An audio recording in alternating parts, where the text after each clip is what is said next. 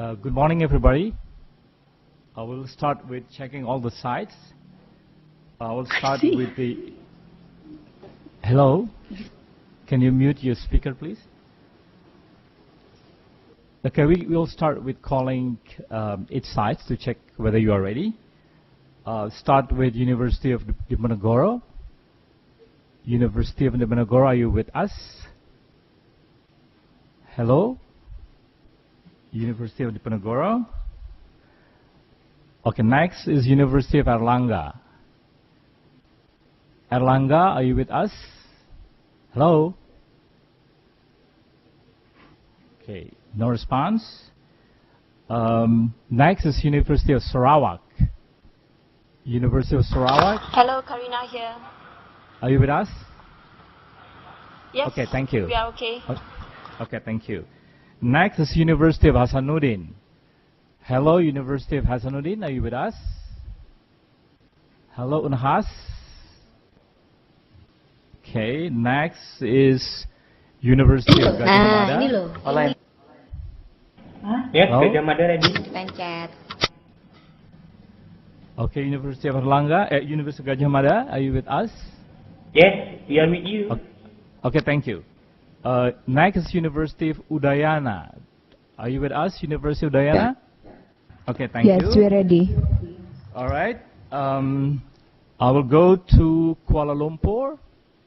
Kuala Lumpur, are you with us? Yes. Mones? Good morning, everybody. Okay, good morning. And next is our site in Bangkok. Bangkok, are you with us? Hello, Bangkok? Are you with us? Okay, next is University of the Philippines. UP, are you with us? Hello, Philippines, Manila? Hello. Hello? Hello. Hello. Yes? This is University of the Philippines, Manila. Okay. Also ASTI. Okay, thank you. Thank you. Good morning. UI Salemba, are you with us? Hello, UI Salemba? Hello? Hello, UI Salemba, are you with us? Yes, we're with you. Thank you. Okay, thank you. And the last but not least is UI Depok. UI Depok, are you with us? Hello? Hello, UI Depok? Upstairs, are you with us? Okay.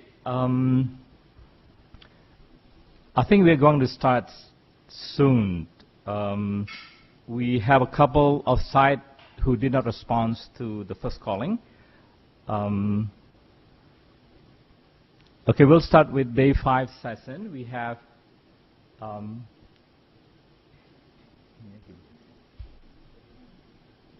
okay. We will start with interruption. Good morning. This is Timor-Leste. Okay, Timor-Leste. Indonesia. I wonder whether you can see us and hear me. Yes, I can hear you loud and clear. Because you have mentioned all the sites involved, and you maybe forgot to mention us. This is Timor-Leste. Okay, okay, Timor-Leste. Thank you. We can hear you loud and clear. Philippines is on. Philippines is ready. Thank you very much. Okay, thank you. Okay, we'll start with 2 sessions, day 5. Before we start with day sessions 9 and 10, I will do a brief recap of day 4.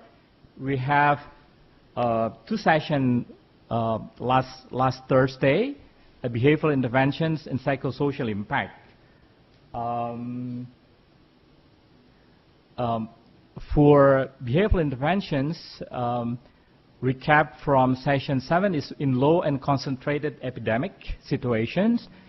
Behavioral interventions are directed towards 2 risk groups, sexual transmissions, sex workers, female and male, MSM, transgender and client. And the next risk group is IDU, injecting drug users. The behavioral targets for the 2 groups is condom use in every casual sex, a reduced number of sexual partners, and for IDU, use clean needles, stop sharing, stop injecting, and use condom, because there's an issue of interaction between the two groups. For the psychosocial impacts, the social impacts that we define is thought, feeling, emotion that affect the mental states and well-being of infected and affected persons. The impact is, in the initial impact will be disbelief, anger, and frustrations, and the later impact will be losing control of life, depressions, and even suicidal. The social impact is the consequences of being a people living with AIDS and the family members. It includes fear, discriminations, and isolations, and loss of basic rights like health, education, and work. There are some issues concerning psychosocial impacts. Women and children are hardest hit, and mitigation and impacts sometimes is difficult. Okay, we will now move to session 9. We will have Professor Samsu Rizal from the University of Indonesia for biological interventions. I will do a short introduction for Dr. Samsu Rizal. Dr. Samsu Rizal Dauzi is a professor of internal medicine at the School of Medicine, University of Indonesia. He holds a PhD in medicine from the University of Indonesia, and he is a honorary fellow American College of Medicine. He is a member of the working group on AIDS at the University of Indonesia, and one of the pioneers in HIV/AIDS research and treatment in the country. Prof. Samsu Rizal, please. Thank you. Good morning, everybody. I'm happy to discuss this morning with you biological interventions, which is a very important part of the HIV infection control. As already mentioned, that preventions in behavioral intervention is actually low cost, but it's very difficult to achieve the targets. Now, about the content of this session, we will discuss shortly about the current situation of HIV/AIDS worldwide, and we know that in our region also there is a big problem.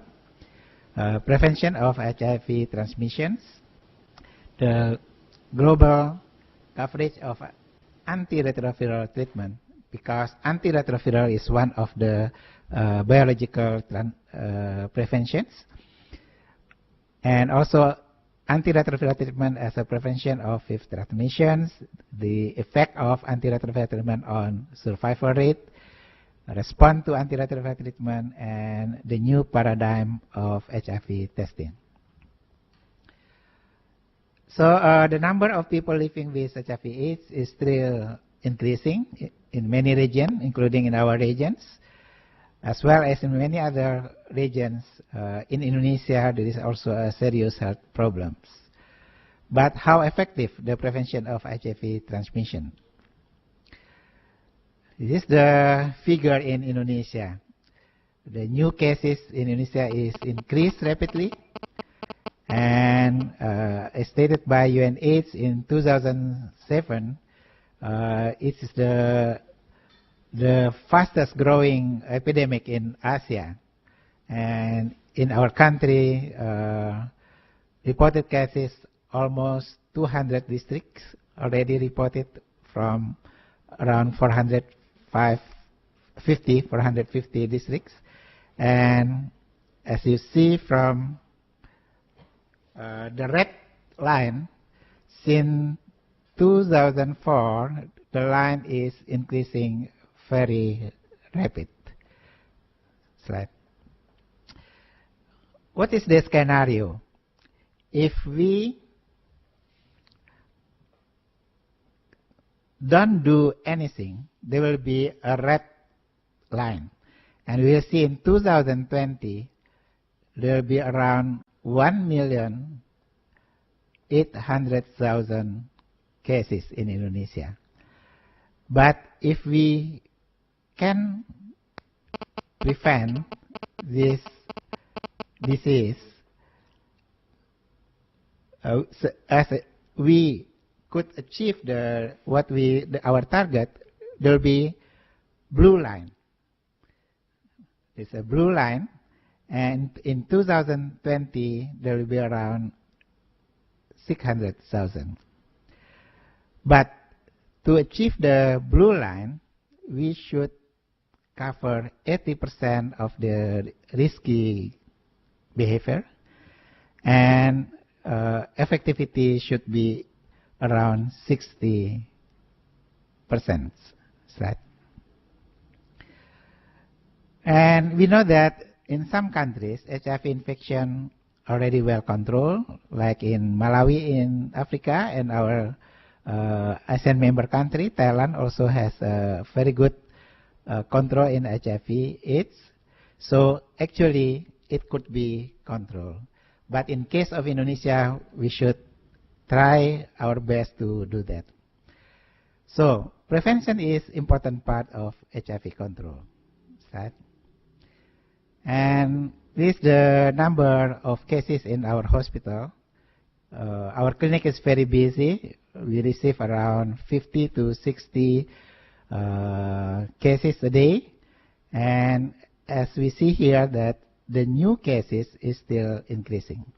Right? So this is the prevention program. We could divide it in 3 groups, which is one is biomedical prevention or biological prevention. We will discuss later. The second one is structural changes. It included economy, culture, law, and gender. And we already discussed behavioral changes in our last sessions. Slide. Yeah, as already resumed, behavioral changes is relatively low cost, but it will take time, needs time, and it's not easy to change behavior. This is the survey in our country, I think done last year. Behavior changes among risky behavior in Indonesia, although many efforts are already done, significant behavioral changes are not achieved. And structural changes is also difficult because it needs empowerment. We need access to information, good education, equity in gender, and increase in income of the family. Yeah, right. So one of our opportunity is to do biomedical intervention or biological preventions. It's included male circumcision, condom, and use of antiretroviral. In some study, male circumcision actually could reduce HIV transmission up to around 58%. Condom use is very important, and we know that Thailand already achieved 100% of condom use, but in many ASEAN countries, including Indonesia, condom use is still low. Right? How about antiretroviral? Antiretroviral could be used as HIV treatment, as we know, but also could be used as a prevention. Slide. However, the use of antiretroviral, this for treatment, is still low in many countries. In Indonesia, it's around 17,000. In Cambodia, more than Indonesia, 24,000. But we will see in South Africa is already 300,000 or more than that. In Thailand, more than 100,000. And also Brazil, 100 74,000. Slide. What is the impact of treatment of antiretroviral as effective preventive measures? This study stated that none of the spouses of people living with HIV/AIDS who were treated with antiretroviral were infected by HIV. So it's very good. And one of the indicator is viral load. Viral load is number of viral, indirectly the number of viral in the blood is the main predictive factor of HIV transmission.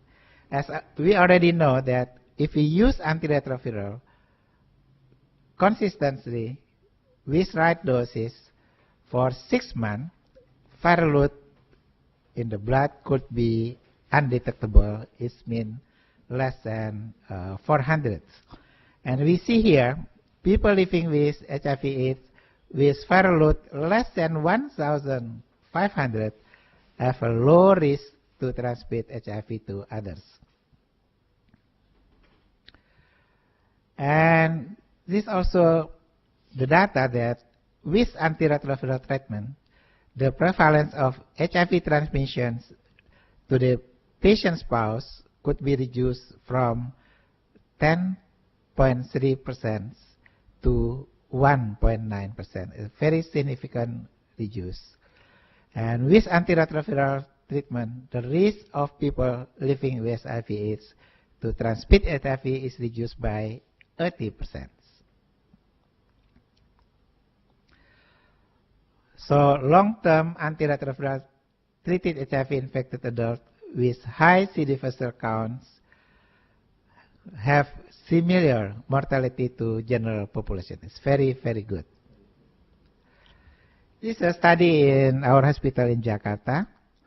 The effect of antiretroviral treatment to survivor, 1-year survivor rate. And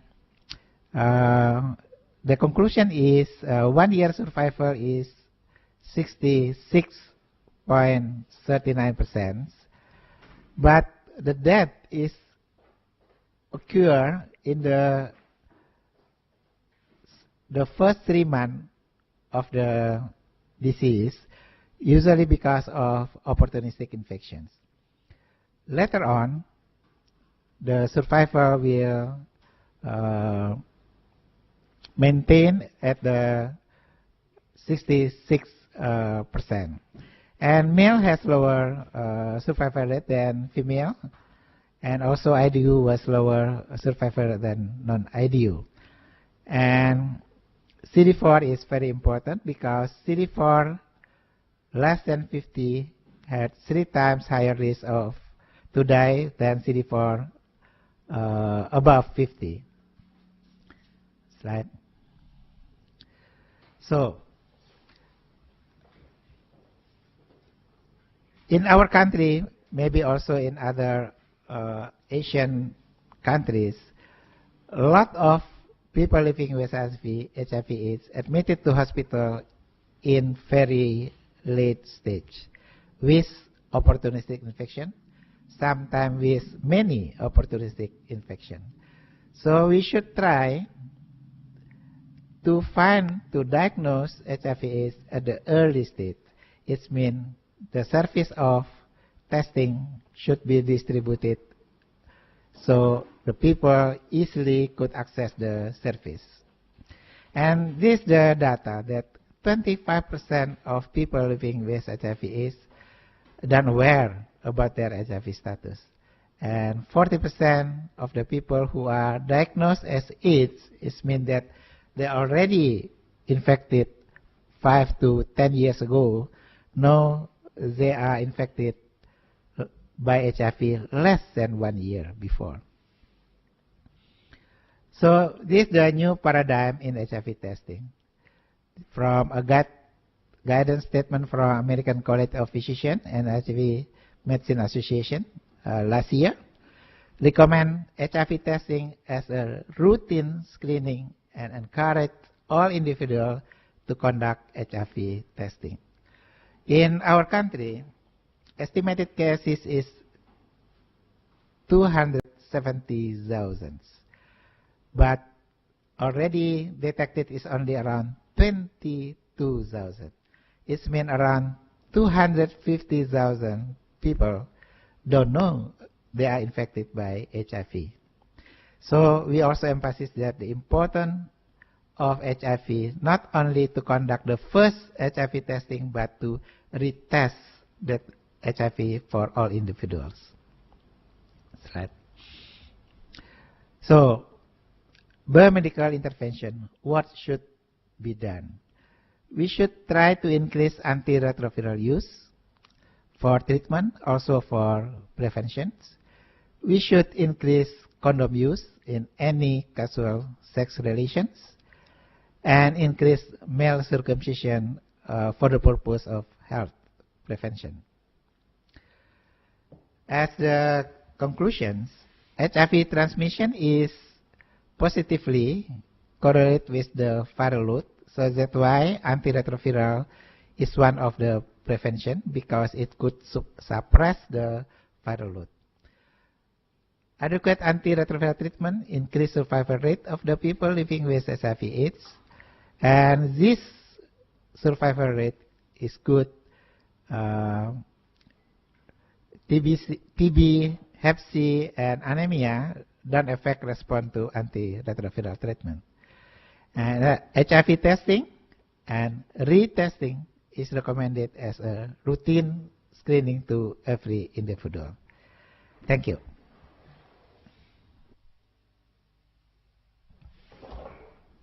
Thank you, Prof. Samsu. We will start with discussions. We have organized the question and answers in 3 groups. We will start with group 1. I will call University of Diponegoro. If you have any question, please. University of Diponegoro, are you with us? Okay, no response, and I will move to University of Airlangga. Hello, University of Airlangga. I don't know if we have connections to University of Airlangga. Do we? No? Okay, I will move to University of Sarawak then. University of Sarawak, if you have any questions, please.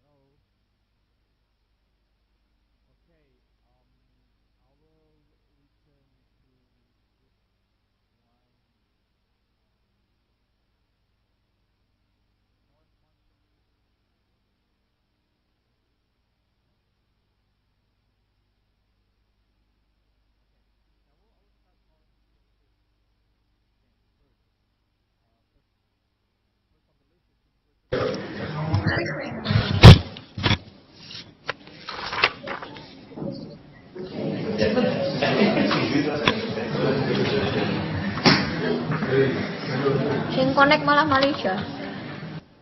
Yes, I have a few questions. Can you hear me, please? First one is I would like to know how did, if let's say there's a HIV positive man who marries a HIV negative female and they want to have a baby, how would you advise them? The second one is I want to know why is there a lower survival rate in the male compared to the female with the antiretrovirus therapy? The third thing is that when you say routine HIV testing to be done, is it done annually, and is the pre-test advised to be done 3 months later or earlier? Thank you.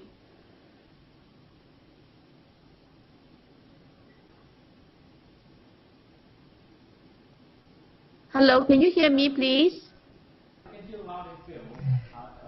Thank you. Yeah, thank you. This about transmission from male to female, and they want to have a baby. There is a lot of question about this because we know that people living with HIV now has a good quality of life. They want to have a family. They want to have children also like other family. So with antiretroviral, we could suppress the viral load of male to become undetected. In 1 year, maybe less than 50, but in 6 months, maybe less than 400. So the risk to transmit to their female partner is actually very low. So if they don't use condom and have a baby, there is a still risk, but very low. It's around 4%. So around 4% of the female partner could be infected if they are pregnant. But we could reduce the risk by what we call sperm washing. So the sperm, which is already contain a very low HIV in the semen, could be also washed. So the semen is washed without HIV anymore, and after that we could do the insemination. So the female partner will be not infected, or the risk is very, very low to be infected, and they could have a baby. Why the response to male in our country is less than female? Maybe because male people living with HIV in our hospital coming with more late stage of HIV infection compared with female. The situation in our country is usually male infected HIV married to a female which is not infected, and later on the wife will be infected.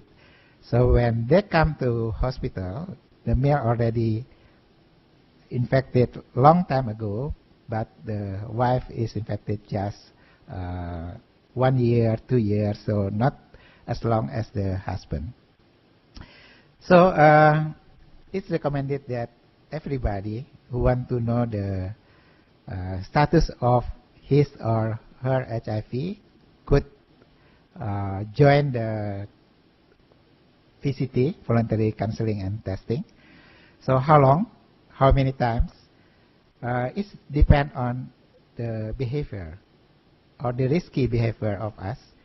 If we don't have the risky behavior, one time maybe enough, but if we still doing the risky behavior, periodically testing or retesting is recommended, whether 6 months or 1 year.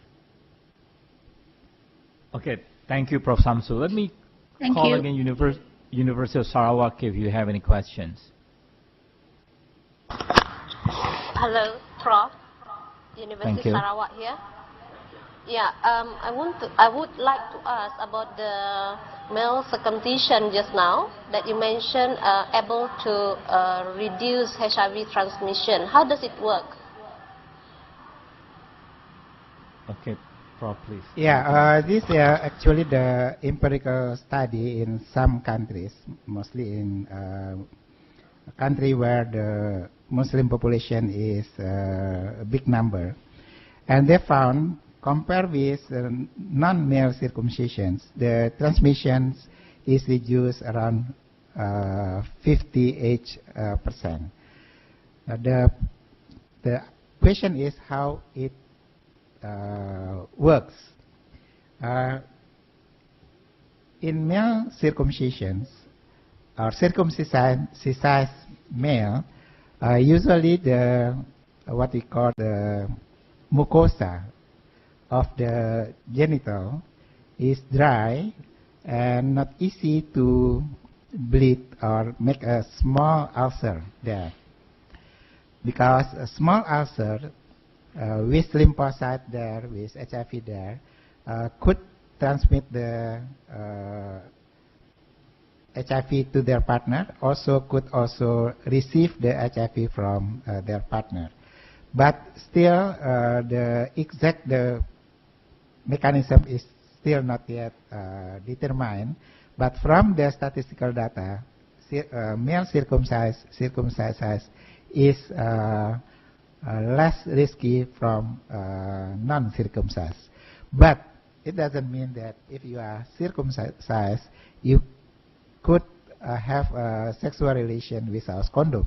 We still strongly recommend circumcised male still use condom. Okay, thank you, Prof. Samsul. Let me move to Group B, University of Hasanuddin. Do you have any questions? Hello?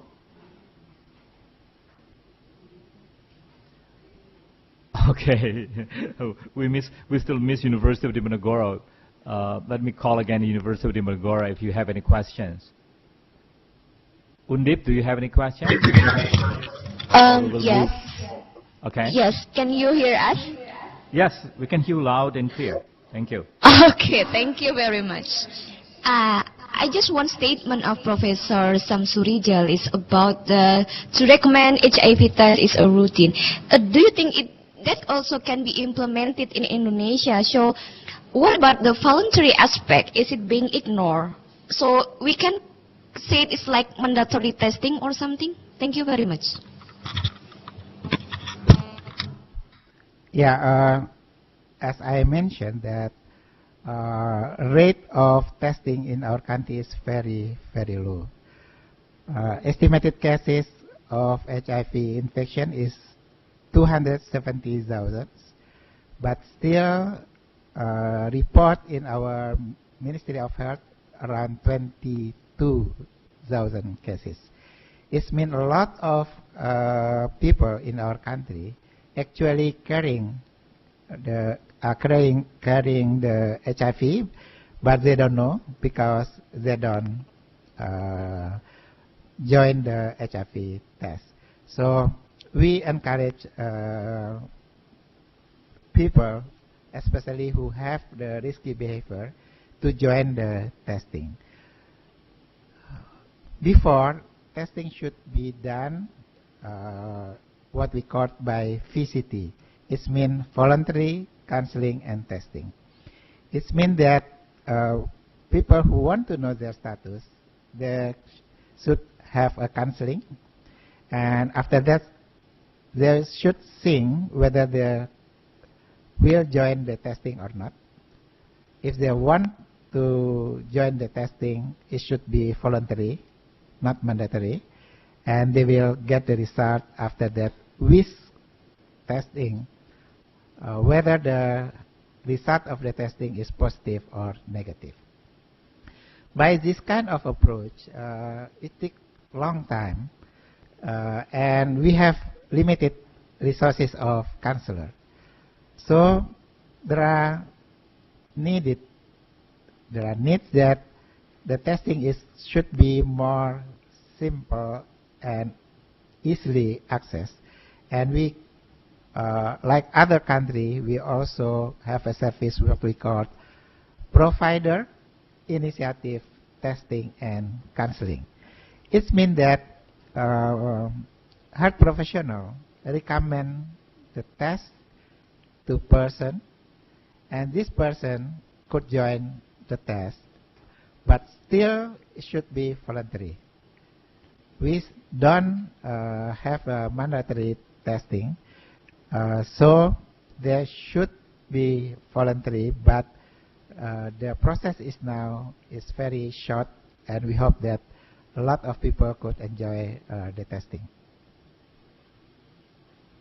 Okay, thank you. We move to Group B now. University of Hasanuddin, do you have any questions, please? Hasanuddin? Okay, no response.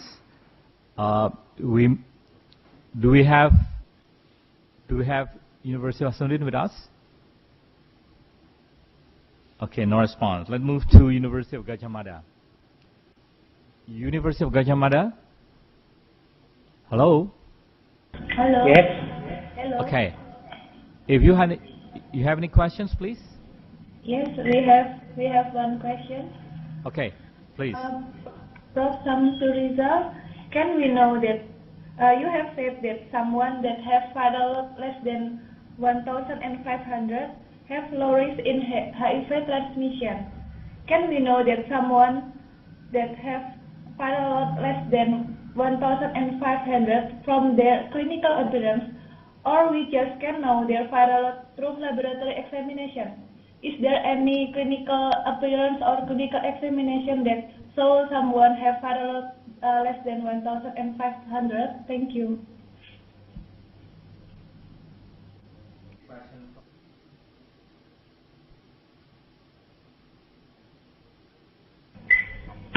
Sorry, we can't hear you.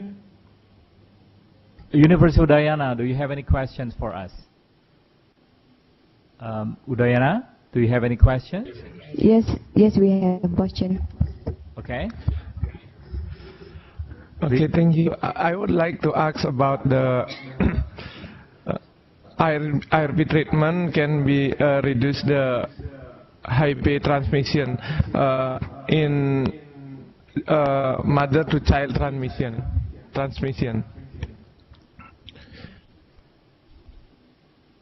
Okay. And then the second one, I would like to know about the proportion about the coverage of ARV treatment in Indonesia, the proportion. Okay, thank you. Okay, please, Prof. Samsu. Yeah, can we see from clinical appearance that somebody has a very low viral load, like less than 1,500?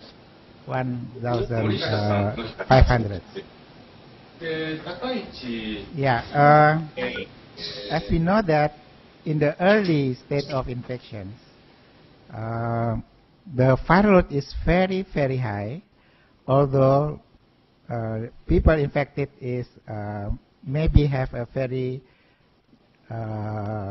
common symptoms like flu symptoms, but the viral load is very, very high.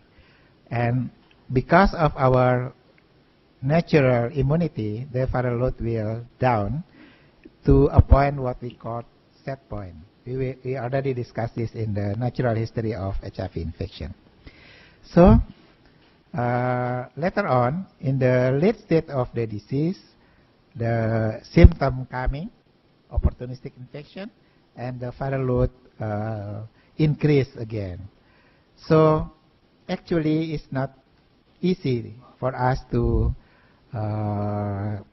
estimate the viral load of someone only by their clinical appearance. We only know the viral load through laboratory examinations, and unfortunately this test is rather expensive. It's around 850,000 rupiah. It's 800 US dollar, 80 US dollar, 80 US dollar. So not many people could access this test. Fortunately, in some countries, in ASEAN countries, I know that it already included in the service of government.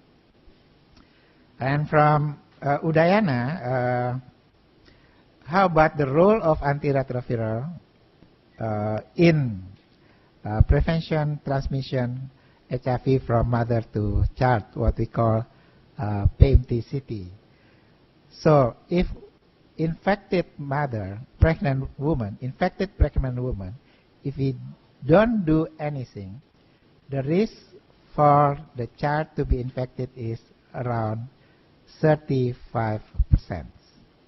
But we could reduce this risk by first giving antiretroviral during pregnancy. Second, by perform surgery, sexual cesarean surgery, and the third, not giving the breastfeeding. If all these things could be done properly, we could reduce the HIV transmission to the children. Only the risk will be around 2%. So from 35% to 2% is a very good prevention. And antiretroviral use in pregnant women at least 1 month. It would be better if we could use it from early pregnancy, like 14 weeks of pregnancy. But as we know in ASEAN countries, usually pregnant women coming to hospital for delivery, not for antenatal care. How is the coverage of antiretroviral treatment in Indonesia? It's still considered low because if there are 270,000 cases suspected, maybe around 30% need antiretroviral. It's around 90,000. And until now, there are only 70,000 to 20,000 already get antiretroviral.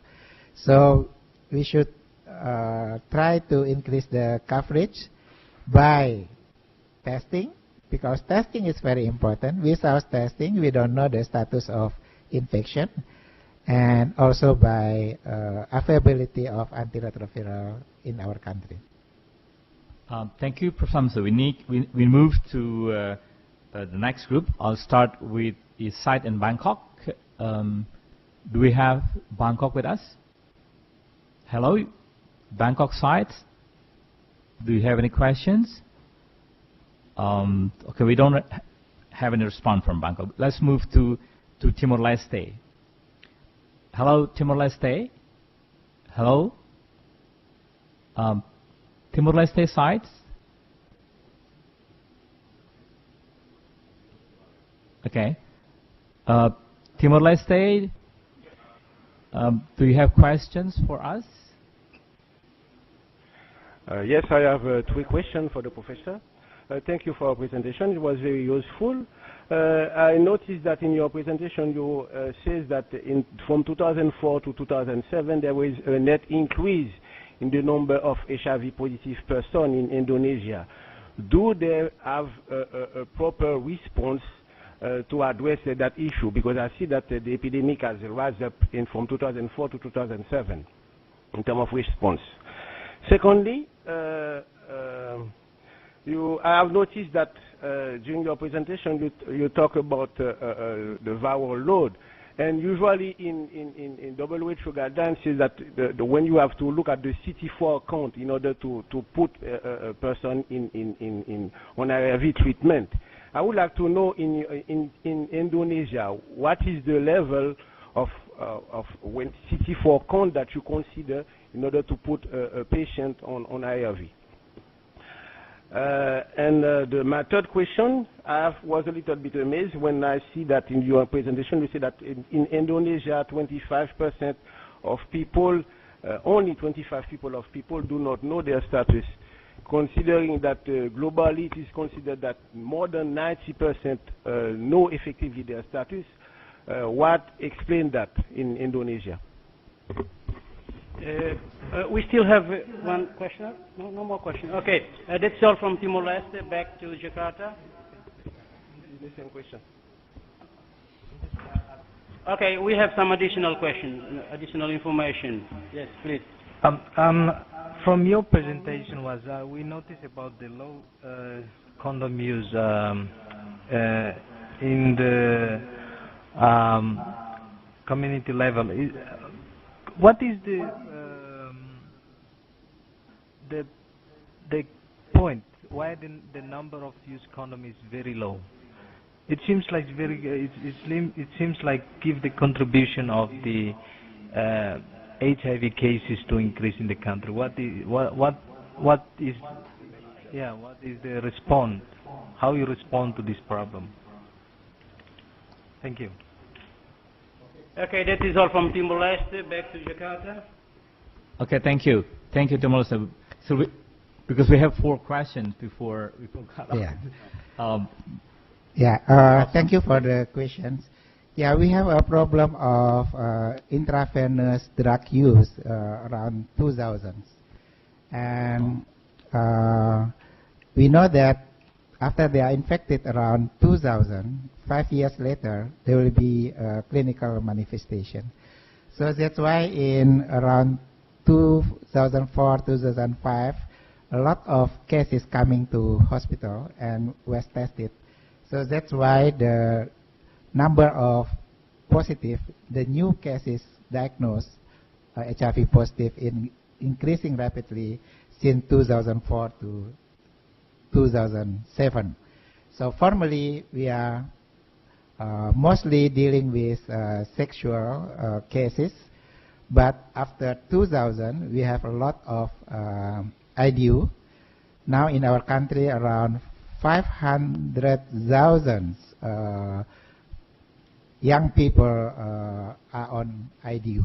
So this will adapt to a new cases, and it's manifested around 2004-2005. Yes, viral load is not recommended by WHO because it's very expensive. So that's why most of the clinics still using CD4 as the guideline of WHO, and we are using the guideline of WHO 2006, which is we should consider using antiretroviral if there is a symptoms without considering the CD4. But if there is no symptoms, we should consider to use antiretroviral if CD4 is below 350. And about the unknown status of HIV in this study, lower than usually in the global, maybe because of the Indonesia is limited number compared with Africa or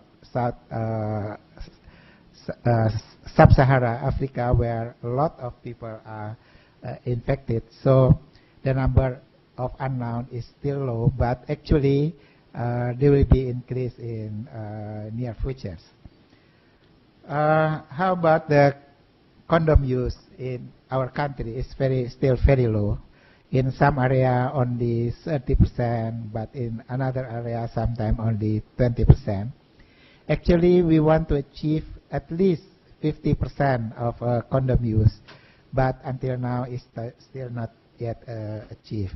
Why it cannot be achieved? A lot of factors. One important factor is the perceptions of people about the condom. Some people say it's not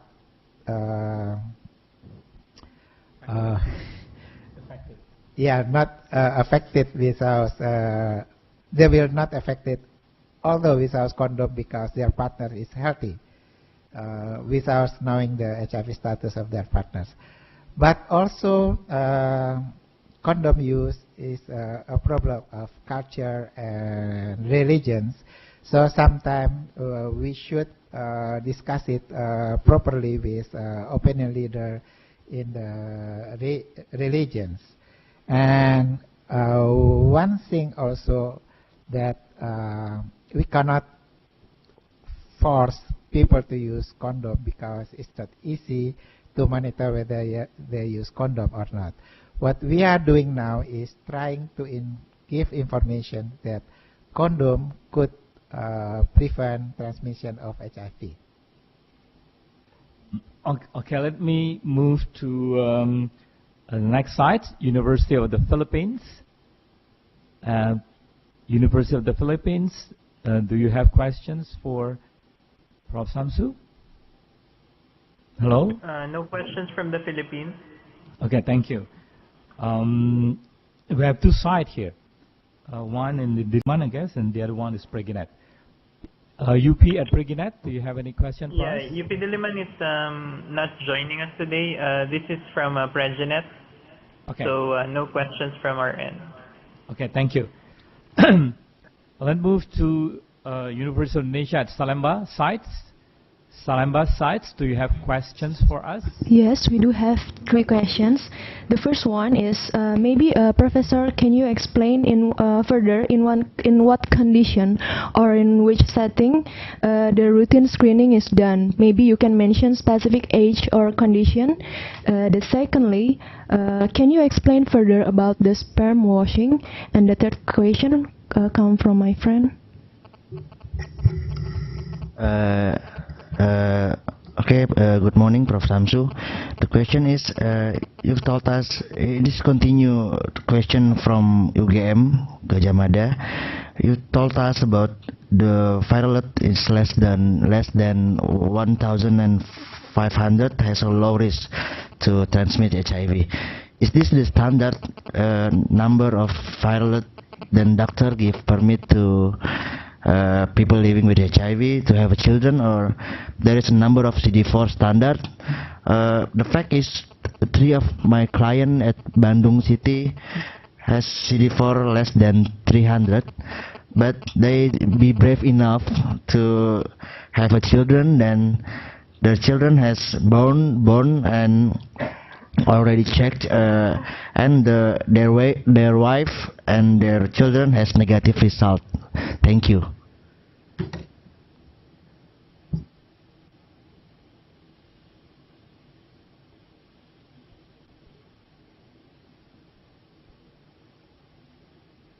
Hello, UEDEPOX.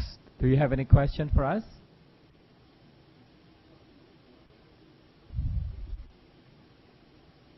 Hello. Okay, no response from UEDEPOC. Hello. Hello. Yes. Hello. Yeah. Thank you, Professor, for your presentation. I have 2 questions. Like, as we see in your presentation, we heard you asked that you said that antiretroviral drug for prevention of transmission. We in previous lectures we have seen that antiretroviral drug start from when CD4 level will be 400 like this. But welcome to Unified Conferencing. But before this is also the virus load is upper in patient. Did we start when we start the antiretroviral drug for prevention purpose? And the other question is, if antiretroviral drug suppress the viral load, is CD4 count increase or not? If it is increased, why we cannot eliminate virus in human beings? Thank you. Okay, Prof. Samsu, please. Thank you. Yeah, there is a perception from community that HIV testing is only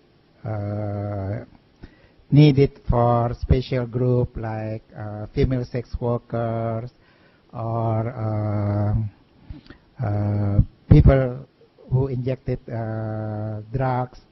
But actually, now we know that from our clinic that a lot of cases detected HIV is not coming. It's also not only coming from female sex worker or IDU. They are considered to be common people. So that why the testing now is, we hope that everybody should consider whether they could join the testing or not. As some cases, wife who infected from their husbands, they don't have a risky behavior. They have only sexual relation with their husband, but they are infected. So that's why now we try to coverage more people HIV testing, not only specific group which are considered to be testing, but also common people we encourage to test. About sperm washing, this is a very technical questions. So sperm is collected, and after that, by adding some buffer or sodium chloride, it will be centrifuge. So we will have the dilute and also the solution. The solution will discard, and we give again the buffer several times, 5 to 6 times, to wash the sperm from the lymphocyte which contain the HIV. After that, the last sperm will be diluted, and after that inseminated to the wife or female partners. And by this technique, risk of transmission from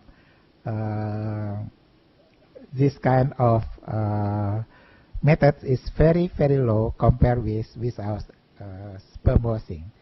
Without sperm washing, there is still risk for 4% of the female to be infected, if although their husband may be already very low viral load. So the viral load 1,500 is from one of the study I present in these sessions. Actually, antiretroviral could achieve less than 1,500. After 1 year, antiretroviral treatment continuously, we have a lot of cases, maybe 80% of our cases less than 50 actually. So it's very, very low. But in this study, I present that although less than 1,500, the transmission already reduced. This is very important.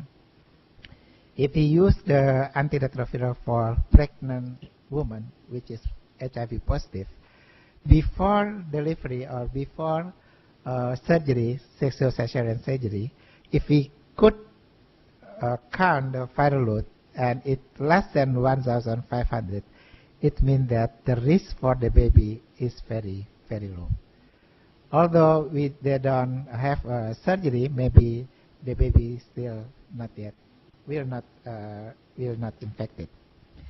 From UE Depok about the purpose of antiretroviral for prevention, I think the good example is for HIV pregnant women. As I mentioned that